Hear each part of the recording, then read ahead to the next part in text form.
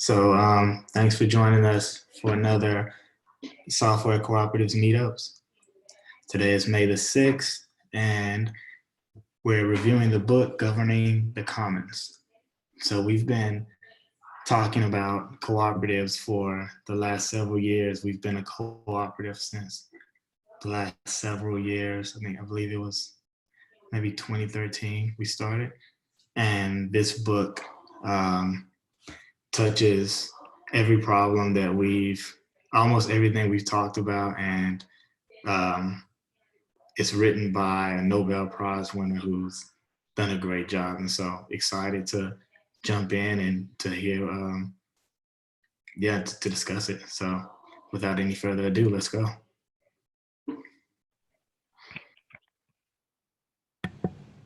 All right, thanks, Josh.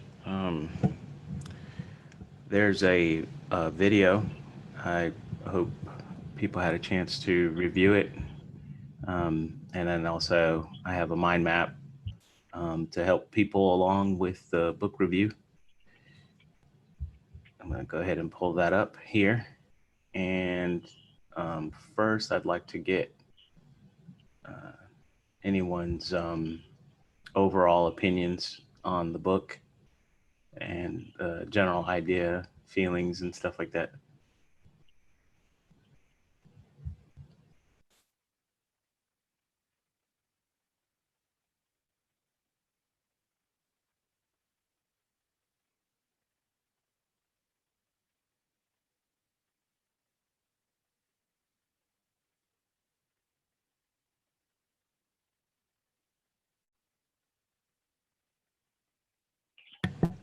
Anybody get a chance to look at the video? Yeah, I went through the video, and the book, I have an ebook version, and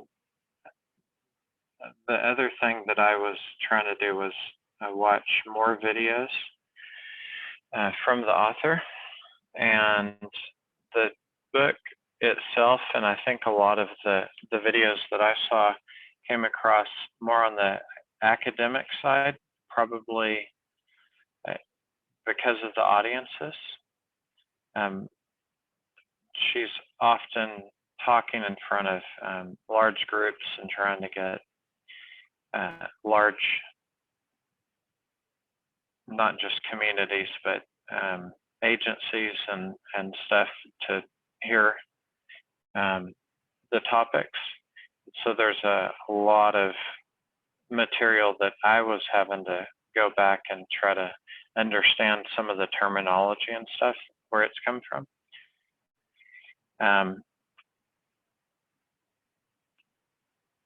Nothing negative about that. I'm just saying a comment on what I found trying to understand the material is a little bit more dense, which may go with Watson. I know that you took 2 months to ensure that we had more time to dive in for the mind maps. So it's a lot of content. Dense. Yeah, this is a dense book.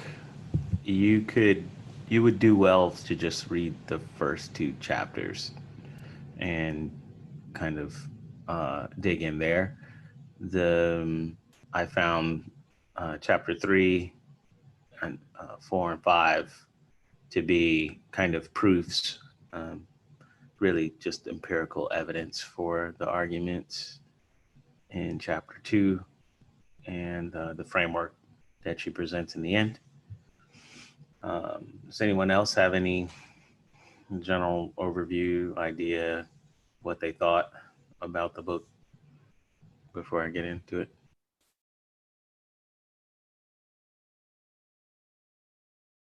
I didn't watch it. I didn't read it, but I did see the video. It was really good, and it sounds really interesting. A couple of months ago, I read an article about how the tragedy of the commons, the guy who came up with that idea, did so without any kind of empirical proof. Like, it's just like a thing that he said, and then people were like, "Oh yeah, that's a thing."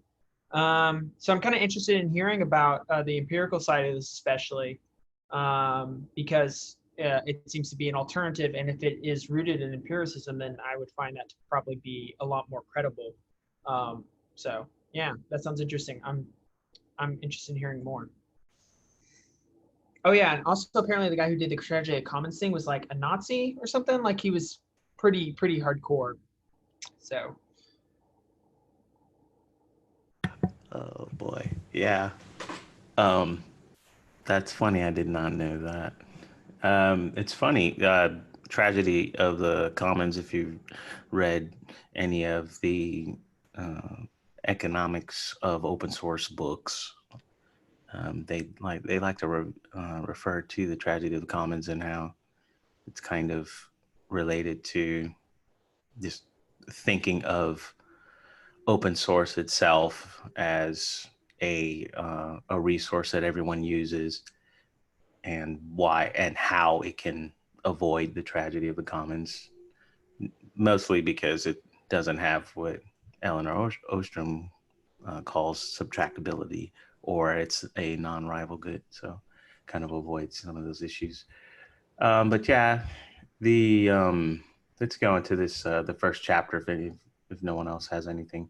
So we've got the tragedy of the commons, which is basically it's really the problem of overgrazing or overfishing or many other things.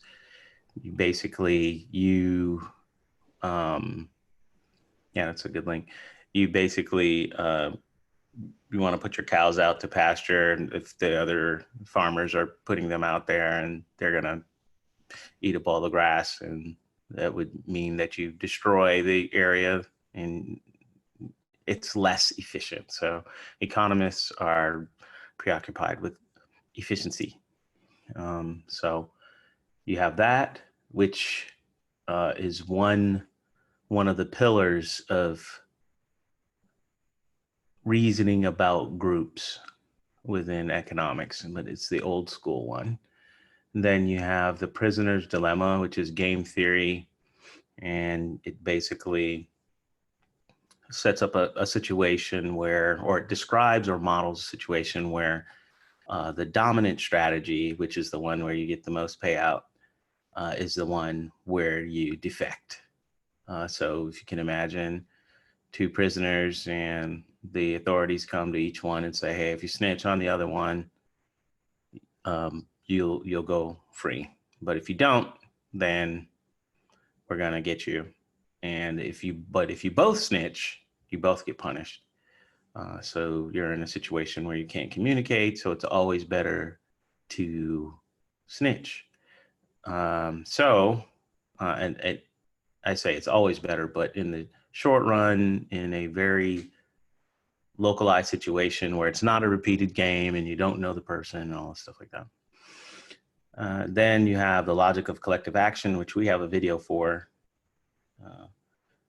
which talks about how individuals in large groups will not actively pursue group interests. They will become free riders unless they are coerced. There are exceptions, but the exceptions are small groups. I think there have been some modifications to that theory that add in reputation and say that that's a payout. And so that would be where open source and things like that come in through the back door. All right, so you have these first three. Does anyone have any comments? That these are what Elinor Ostrom is up against when talking about self-organization and trying to figure out how a community or group of people or set of principles is what she calls it, can self-organize.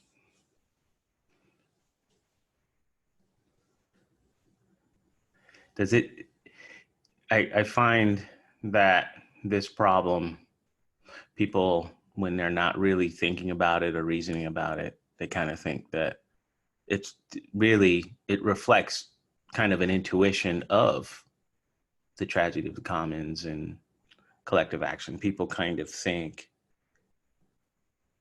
on one side, oh, if everyone's nice or if everyone's sane, we'll get together and it will just work.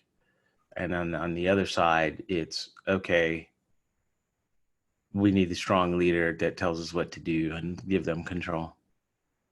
The middle ground is what is really ill-defined. I'm curious to hear what other people think.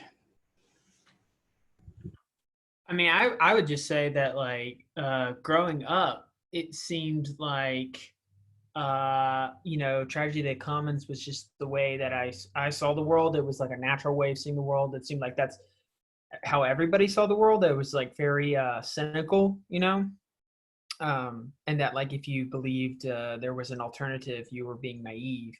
And I don't know if I absorbed that through like pop culture or what, but I would, that's kind of my first reaction to these ideas. Is it's like that is the way I've generally thought about the world in a lot of ways for a long time. Yeah, and you're not alone. She quotes a lot of academic journals and other people within academia where they're saying, people who probably should know better, and they're saying exactly the same thing, that they're really caught on the horns of a dilemma where it's either go private, which is basically make it to where there's a hierarchy where one person owns the resource, right? So privatize, or go state, where again, one entity or one person, could be a ruler, could be a king, whatever, owns and then distributes. So the opposite of self-organization.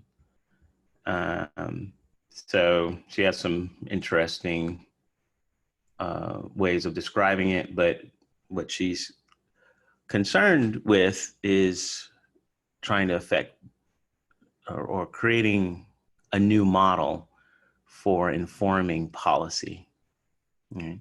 So there were instances of damage being done where people would come in and see a somewhat organized, self-organized group handling a common resource. And we're going to talk about what a common resource is in a second. And the state would take over and either privatize it, or try to manage it, and it would destroy the resource. It would actually become inefficient. So there's examples of that. So that's one. So the alternative solution is a self-organized group that manages the common pool resource. And common pool resource is the name that she's given, instead of calling it a collective good. That's also important, because common goods are a little bit different than common pool resources. One of the main things is you have what you call subtractability. Really, it's a rival good. When one person consumes it, another person can't use it anymore. So she, right from the beginning, uses a fishery, and I think it's Alanya, Turkey, as an example, and says, here's something that's been around for a couple hundred years, that where they were able to not overfish, and how they were able to get around overfishing in that area was through the self-organized group institution.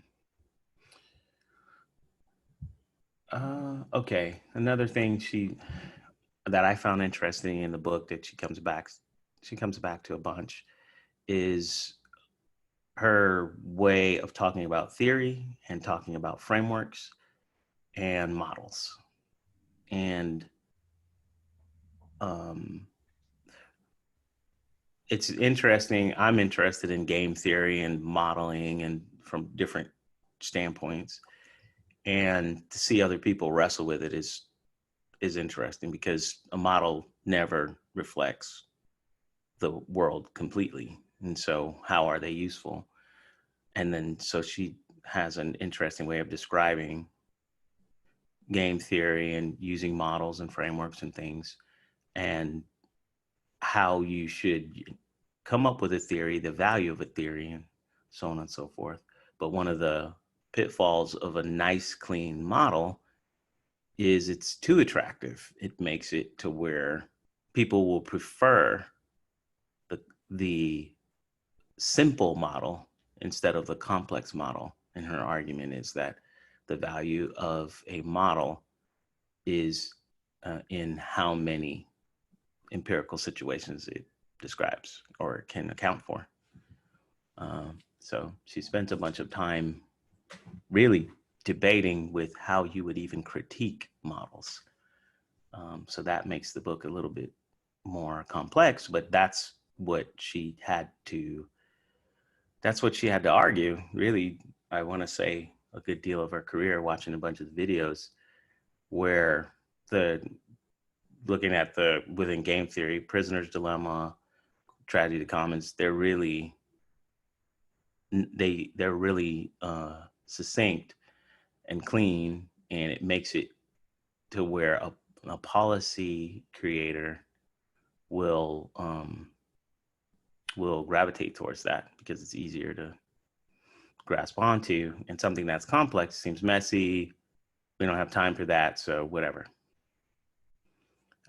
So she tries to put forward why that's going to cause issues for you. So anything else for chapter 1 that you guys are thinking of?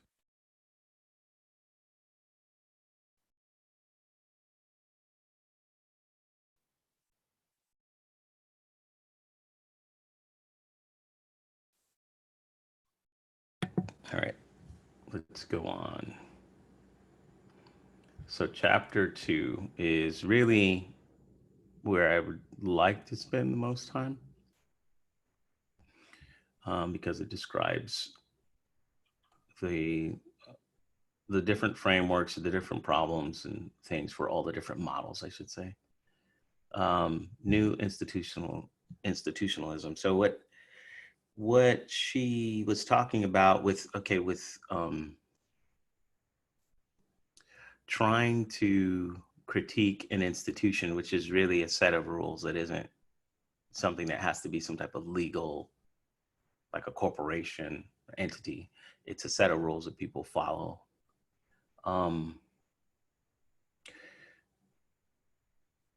It's contractarian, so people enter into some type of, but it doesn't have to be legal, contract. Really could be based off reciprocation, set of rules or norms. And there are different layers, and we're going to probably get into it some more later, but the way that you critique an institution, how they form, which is probably it's probably the most interesting to me of the book, or just one of the most interesting points of the book. How you critique the institution, how people operate in an institution is one issue, but people miss how the institution forms in the first place. So it's not free to form an institution. So what does that mean? If you want to create a cooperative, create a business, or what have you, someone has to set up the rules, the bylaws. They have to think about what's fair, those types of things, or set up the incentive system or what have you. That's not free, it's costly. And you have kind of a meta free rider problem, that the same problem that you would have with a common resource where people can abuse the resource. You could set up this, if you have just the right incentive system, then we can stop people from abusing the resource. But now you force the problem back one layer. And who's going to make the incentive system? How does that form? And the argument from some of the institutionalists is that you won't. It's too costly, and people won't enter into it. And there's multiple issues coming up with them in the first place, trying to get commitment from people to even to understand it or commit to it, and all types of things like that. So there's another issue that comes up when you're trying to critique self-organized groups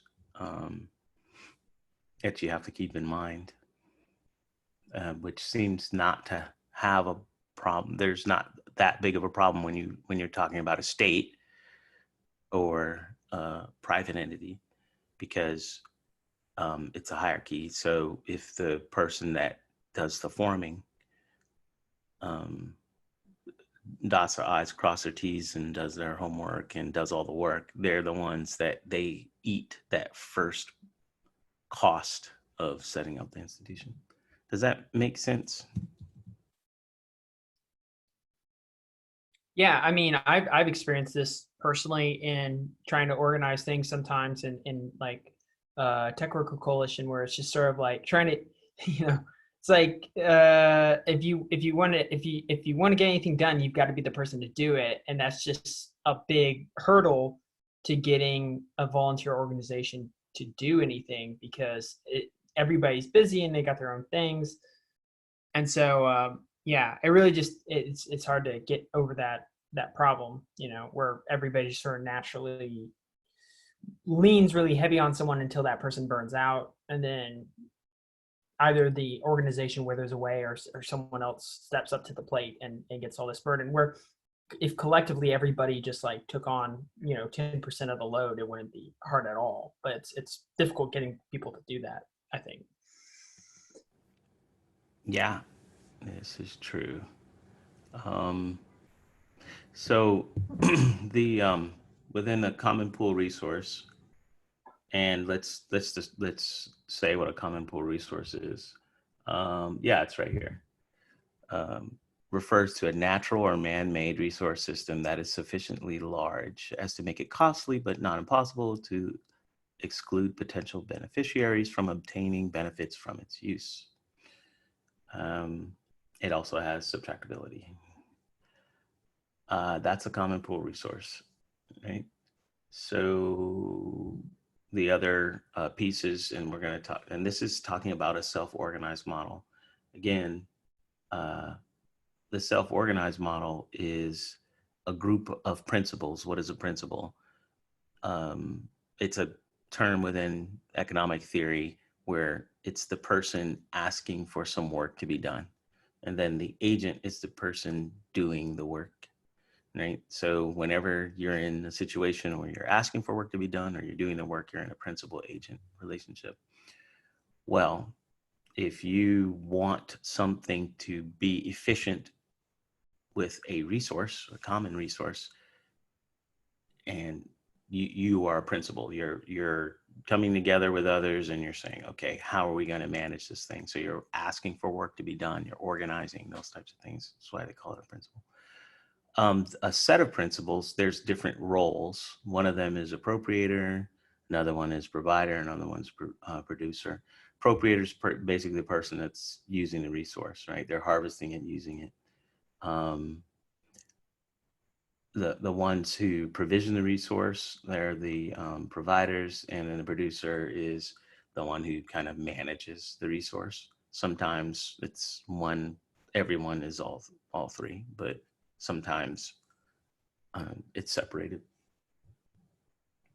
Let's see here, subtractability, and we don't need to talk about that. All right. So does all that make sense for the three different types? So yeah, it's go ahead. making sense, or more sense, I'll say, as it's building up. Yeah. So far, yes. All right. Let's see here. I guess self-organized groups, a big part of how they form, the mystery is really going to be, the answer really is a whole lot of reciprocation people know each other. They can see when someone does wrong.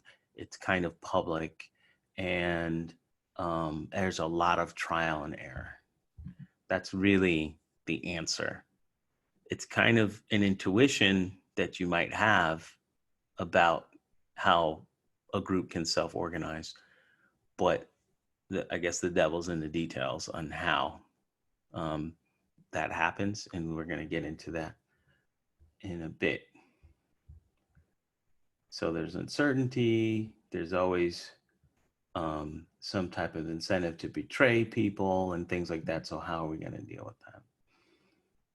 All right, so let's describe the normal answers to with the current models, tragedy, the commons, and the prisoner's dilemma and theory of collective action. They point towards really two solutions, and those two solutions are to form to privatize or to use the state, right? So the firm, it's basically, that's privatizing. You're going to have an entrepreneur that is essentially going to make some contracts, and agents are going to enter in. The entrepreneur is a principal. Agents are going to freely enter into those contracts and manage the resource, or work on the resource, maybe manage the resource. Maybe the entrepreneur sets up the management principles, but they're the ones with the final say and the right to exclude. And they have all of the incentives to enforce the contracts and everything, to monitor and so on and so forth, because they're the ones that are getting all of the revenue. They're getting all the surplus. Now, the same thing happens with the state. This is basically two sides of the same coin. The state, the difference is they're able to use coercion and violence. They have a monopoly on violence, so they can directly force someone to do something that's beneficial to the group, the collective. So that's really the difference. But the state also keeps the surplus, generally speaking, right? So theory of the firm and theory of the state, they both don't have the issues that a self-organized group has, which we're going to talk about here in a minute. Right, so we have three problems here. Problem of supply, problem of credible commitment, and a problem of mutual monitoring. These are three things to keep in mind when reasoning about self-organization. And I'm going to reiterate, like groups that organize that don't have any resource that is subtractable, right? A rival resource, it's a lot easier. There isn't anything to argue over, right? Ethics kind of, I mean, unless you're trying to control someone else's body or something like that, there really isn't much that you have that you can really have a problem with another person, other than you're doing a bunch of work and they're not. You basically just stop doing work. When there's a resource involved, things get interesting. That's why this book and things like other theories like this book, where they try to reason about this, where it's where the rubber meets the road.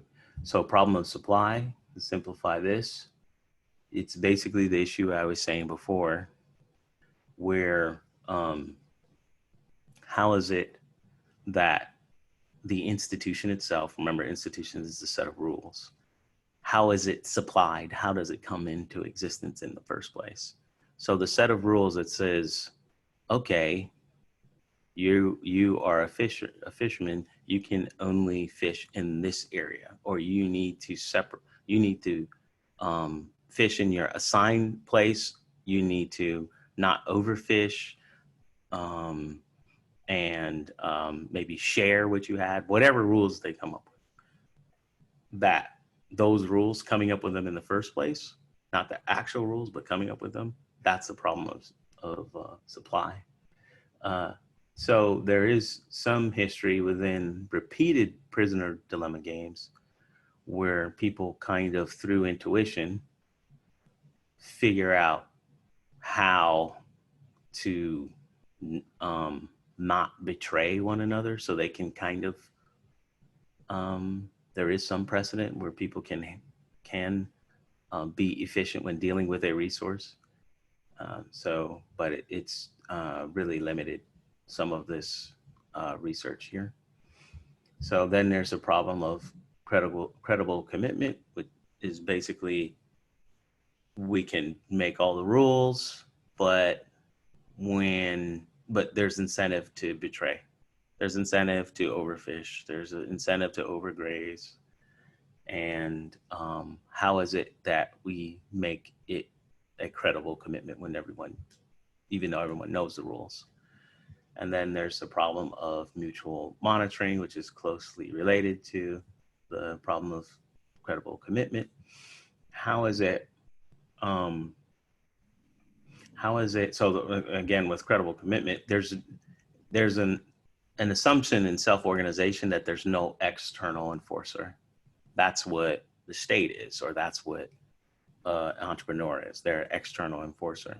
So with mutual monitoring, right? So you're not using an external enforcer who has the right to exclude, right? You somehow need to monitor each other, right? Which you can delegate, but who you delegate to they don't have the right, right? They have the right by proxy, but they don't have the direct right to exclude from the common resource, right? Those are the three issues that self-organized groups have. And it's what makes it complicated in order to when you're trying to measure self-organized groups. Does that make sense?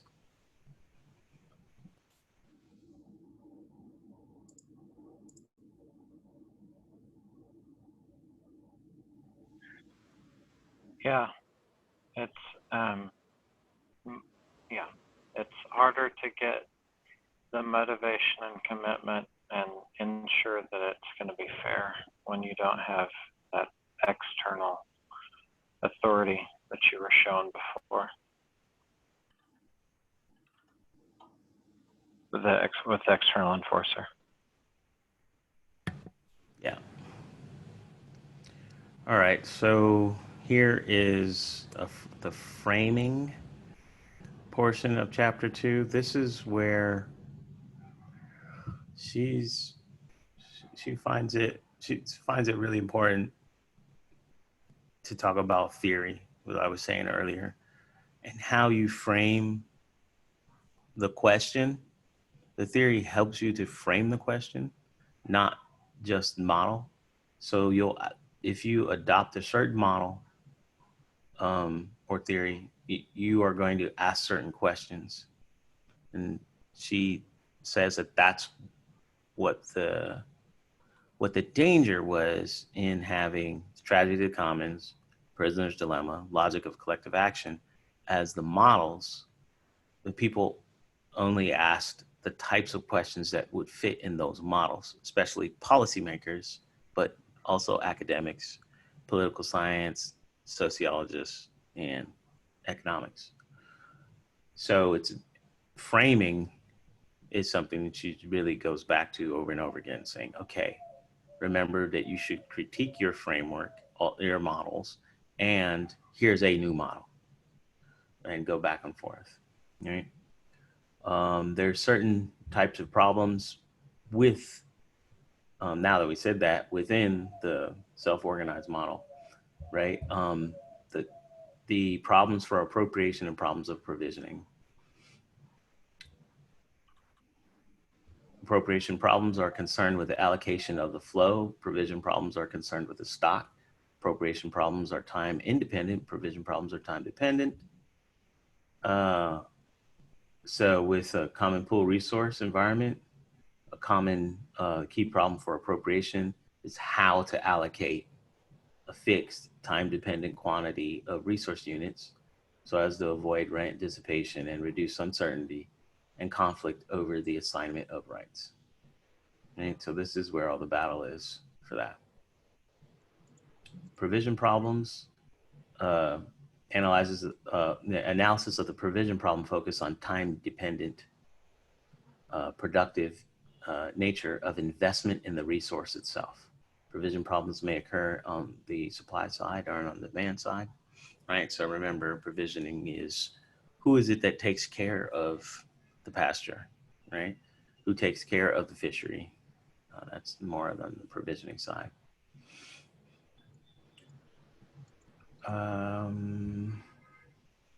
Now, back to the part that I found to be really important with the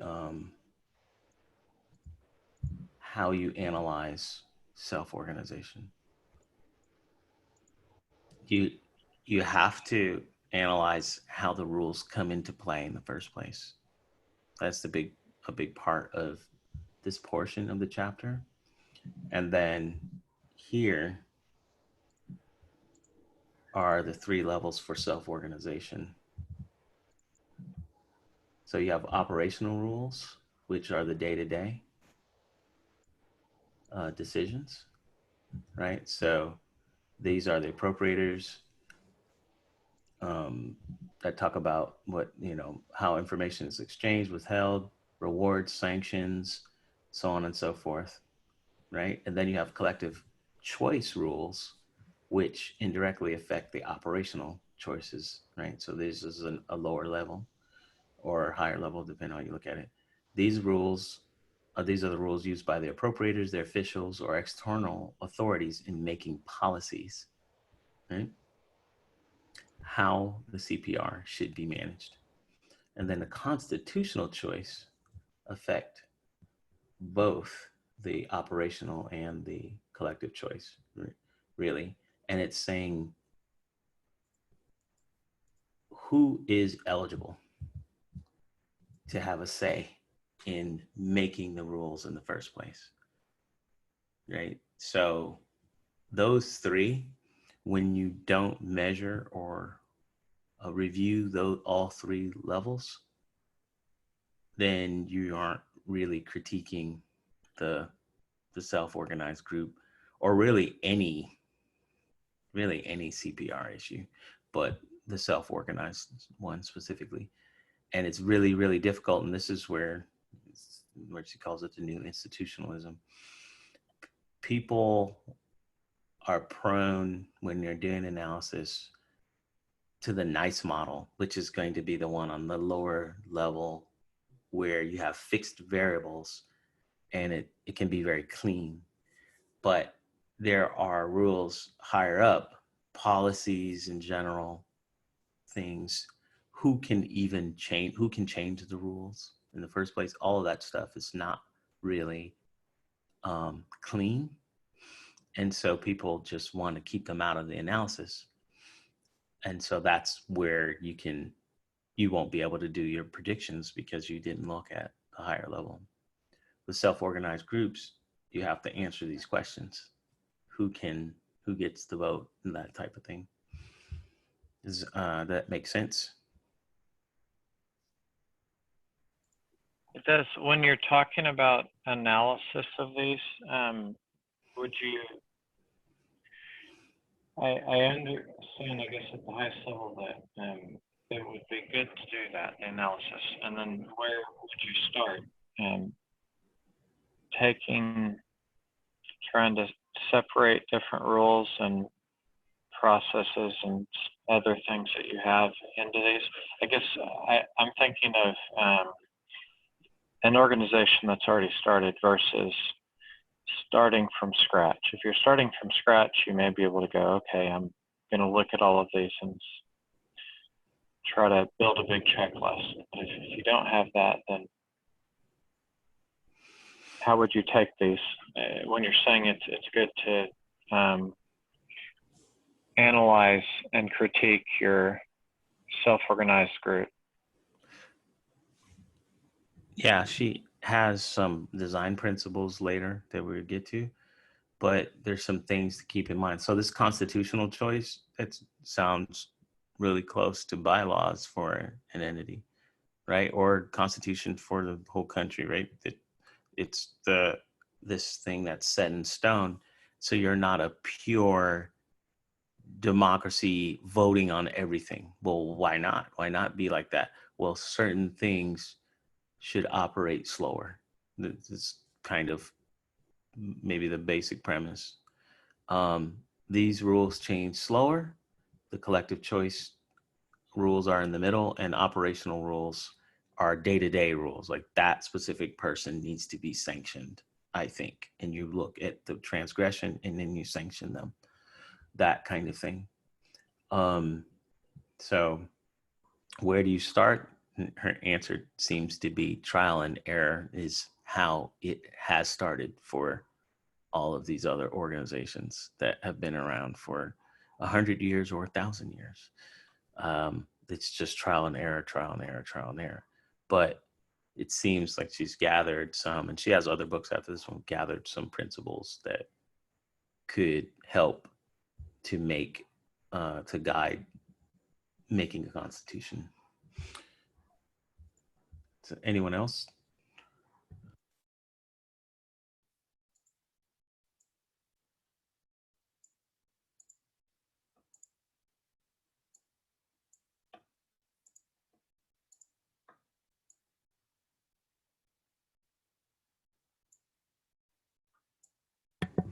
All right, so chapter 3, I didn't really get into, there's the empirical side of this, but, and I know you wanted to get into Aslan, but there's, it's really most of the book, and it's really, it's really involved, right? They condense into the principles, but I mean, just to start out, let's see, Torble, Switzerland, the village of 600 people.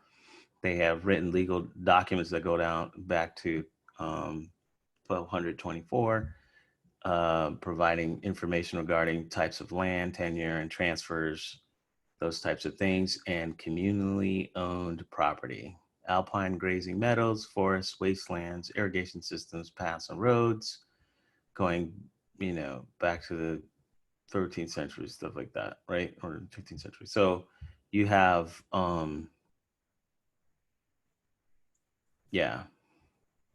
this is a well-documented one that's been around for, 500, 600 years. And they're familiar also with private property. It's not like they just only understand communal property. They're familiar with private, and they still opted to have a mix of communal, right? So that's one example. This is a big part of the chapter 3. And what time is it? 7:56. Let's see here. We have villages in Japan. Extensive common lands have existed and been regulated by local village institutions for centuries. 12 million hectares of forests and uncultivated mountain meadows were held and managed in common by thousands of rural villages in the Tokugawa period.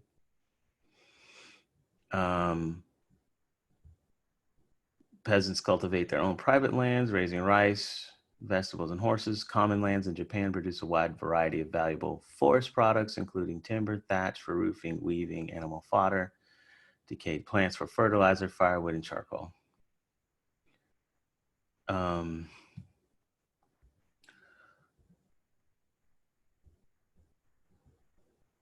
Village. So this goes into some of the work that they all agreed to doing. Villagers were required to perform collective work to enhance and maintain the yield of the commons, such as annual burning or specific cutting of timber or thatch. Each household had an obligation to contribute a share to such efforts.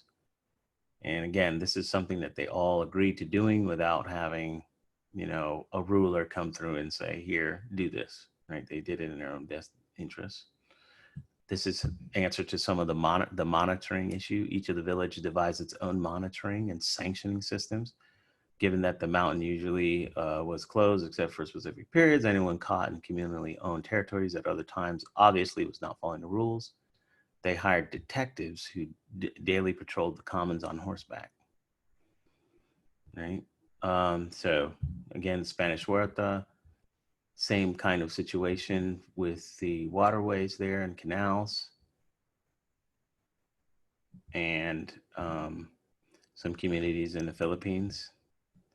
And I shared this. I'm going to put this mind map on the Meetup group forum so we can see.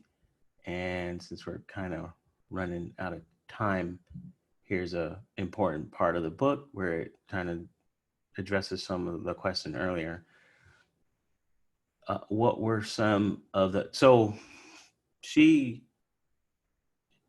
it reiterates over and over, the power in the self-organized group is being able to adapt to the local conditions. That's where, and it's kind of an intuition that you would think too, the where you don't have command and control top down, the information takes too long to get up a hierarchy, up the chain. When information, speed of information is important, then delegating decision making further down allows the people to adjust faster. So that is the same kind of argument for the self-organized group. There's like 50 variables that need to be looked at in order to figure out why a self-organized group can work. Lots of things, but information about the resource, how it's harvested and everything is important. And it's not something that you can just learn by asking someone over in a couple hours sometimes. So there are, having said that, so there the different self-organized groups that are long enduring, right, 100 to 1,000 years, they don't have that much in common. They are actually pretty different, but there are some principles that they do have in common. And she calls them design principles. So clearly defined boundaries. There's 8 of them, and the last one has to do with kind of speculation on if you were to have a self-organized group that operated inside of a larger group, which is interesting, right? But these are speculation that you're saying that you would need in order to make a self-organized group. Clearly defined boundaries. So individuals or households who have rights to withdraw resource units from the CPR must be clearly defined, right? And the boundaries of the common pool resource itself must be clearly defined. Congruence between appropriation and provision rules and the local conditions. Again, this is one of the strengths of the self-organized group. The appropriation rules restricting time, place, technology, and quantity of resource are related to local conditions, and provision rules requiring labor, materials, and money. Collective choice arrangements. Most individuals affected by the operational rules can participate in modifying the operational rules. Okay. Monitoring. Monitors who actively audit CPR conditions and appropriator behavior are accountable to the appropriators and or are the appropriators, right? Definitely different than the state or the firm, right? Accountable to the appropriators. It's kind of like the cat and canary. You would think it wouldn't work, but it does. Graduated sanctions. Appropriators who violate operational rules are likely to be assessed graduated sanctions depending on the seriousness or context of the offense by other appropriators, by officials accountable to those appropriators, or by both.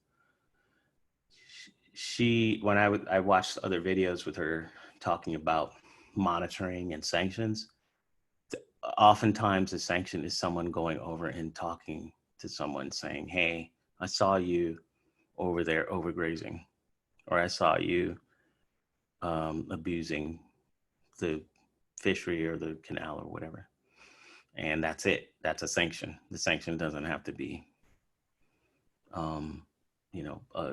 a punishment. So but it can be a notice, communicating that it was noticed, it would be enough to be a sanction.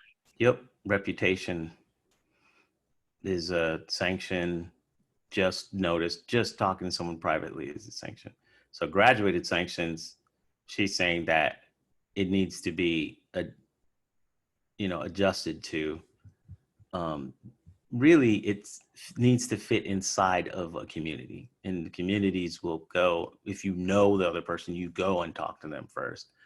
You might talk about their reputation first, say, hey, I saw so-and-so. You might gossip first before you, and she has instances of people being violent, right? So, they're diverting the water, we're gonna fight them, right? That was in chapter 3. So conflict resolution mechanisms, appropriators and their officials have rapid access to low-cost local arenas to resolve conflicts among appropriators or between appropriators and officials.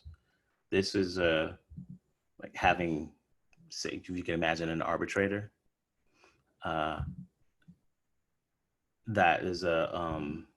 that's a big help, and something that they've seen where you can bring something like, say, for instance, a court system, but that would allow for arbitration for very specific rules. We're kind of spoiled here in the United States. We're very, very litigious here, right? So there's lots of courts that will allow us to do a lot of civil here, but other places they don't really have that. So they have to set that up. That's part of that, the highest level or the of rules, right? The environment. So constitutional, or really the collective choice rules, I believe. And how do they do conflict resolution? So minimal recognition of rights to organize. The rights of appropriators to devise their own institutions are not challenged by external authorities. Appropriators frequently devise their own rules. This really is saying, it's kind of, part of it is saying, yeah, it can't be illegal that your government says you can't be a self-organized group. And then nested enterprises, this one was more for if you're going to have a large CPR. Appropriation, provision, monitoring, enforcement, conflict resolution, governance activities are organized in multiple layers of nested enterprises. So that's the design principles to keep in mind. In the book, there's maybe 5-6 paragraphs on each one of these. So if you're interested in that, that's where you probably want to skip to chapter 3. Any questions? I think we're almost out of time.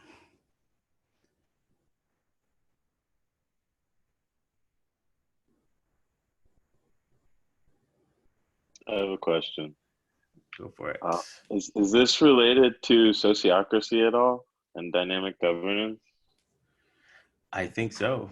The sociocracy kind of, again, if you talk about a resource and how you're going to manage the resource. So if you're going to set up your organization as a sociocracy, how is it's all fine and dandy until you say, all right, we have $2,000 to spend on marketing.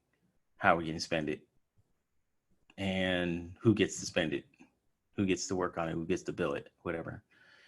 At that point, then you have to figure it out, because that's a common pool. That's a common pool resource. It's subtractable, and in a way, it's renewable, because you're going to put more money into it every month, probably. So who's going to abuse it, or how do you stop it from being abused?